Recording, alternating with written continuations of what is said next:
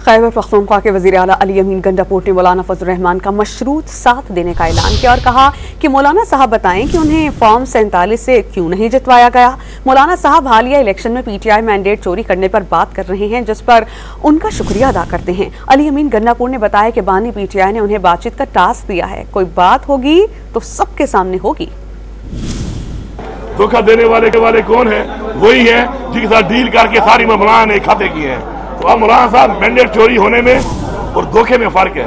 आप डील के साथ आते हैं, आप डील करने वाले हैं, आपकी डील कोई हुई होगी, कौन को बताएं कि आपको उस डील में जब इतने लोगों को फॉर्म 47 के जरिए जितवाया गया, बल्कि सबको ही जितवाया गया, तो फिर आपको क्यों नहीं जितवाया गया? तो आप ये सवाल उनसे करें।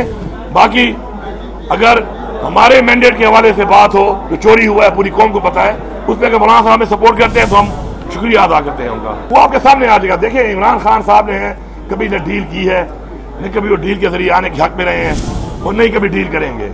और कभी भी ये ना सोचे कि इमरान साहब कुर्सी के लिए, इक़्तिदार के लिए इमरान खान साहब की बात अगर बात करेंगे तो कौम के लिए करेंगे, पाकिस्तान के लिए करेंगे। और जो बात होगी तो छुपी छुपाई नहीं होगी, इंशाल्लाह वो आपके सामने, सबके सामने खुल के होगी।